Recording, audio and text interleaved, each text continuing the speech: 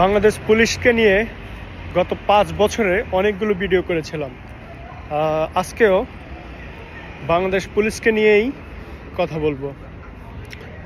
বাংলাদেশ পুলিশের লোগো পরিবর্তন হলে কি বাংলাদেশ পুলিশের আচার আচরণ স্বভাবের পরিবর্তন হবে?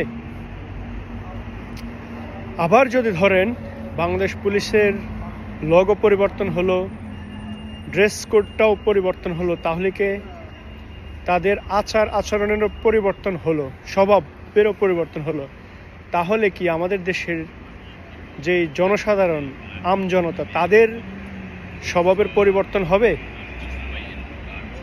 ধরুন পুলিশরা ভালো হয়ে গেছে, বাংলাদেশ থেকে কি ঘুষ দুর্নীতি কি উঠে যাবে?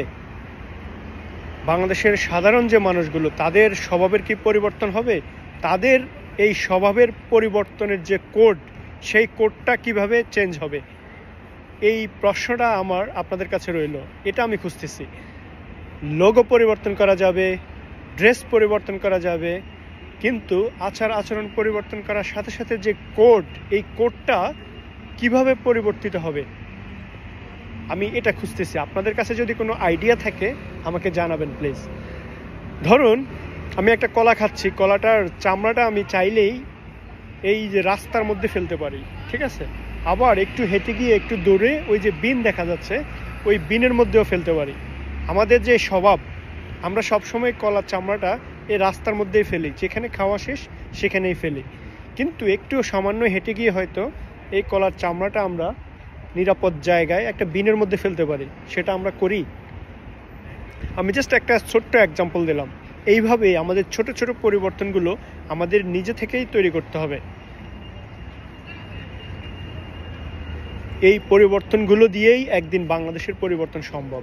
শুধুমাত্র একে পরিবর্তন করো, ওকে পরিবর্তন করো, এই কোড চেঞ্জ করো, ওই কোড চেঞ্জ করো, একটা ড্রেস চেঞ্জ করবেন, একটা লগো চেঞ্জ করে সেখানে যে মানুষগুলো ঢুকবে সেই মানুষগুলোর যদি পরিবর্তন না হয়, এই ড্রেসগুলোর কি দাম ভাই?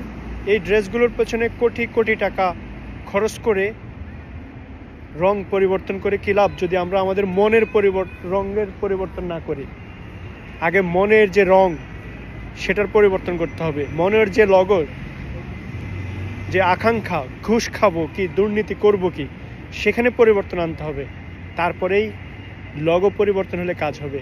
যাই হোক, আশা করি বাংলাদেশ পুলিশের সাথে সাথে আমাদের দেশের যে পরিবর্তন, এই পরিবর্তনের সাথে সাথে জনসাধারণেরও যে পরিবর্তন, গণজোয়ার দেখা দিয়েছে, সেটা কতদিন থাকবে?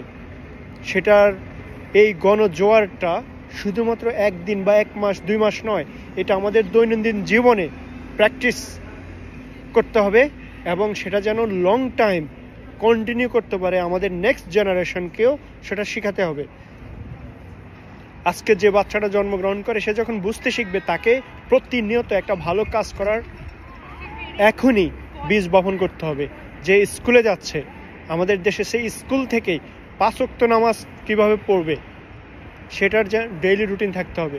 সে কতদিন পড়েছে, মান্থলি, ইয়ারলি, ডেইলি, এইভাবে সাপ্তাহিক কতগুলো ভালো কাজ করছে সেগুলো লিস্ট করতে হবে। এইভাবে আমরা যদি শুরু করি, একটা বাচ্চা থেকেই হয়তো একটা পরিবর্তন আমরা যে আশা করি 1 বছর 2 বছরে পাবো না, একটা জেনারেশন পরে যখন আরেকটা জেনারেশন তৈরি হবে, তখন কিন্তু আর ভালো একটা রেজাল্ট আমরা পাবো। ভালো থাকবেন, সুস্থ থাকবেন।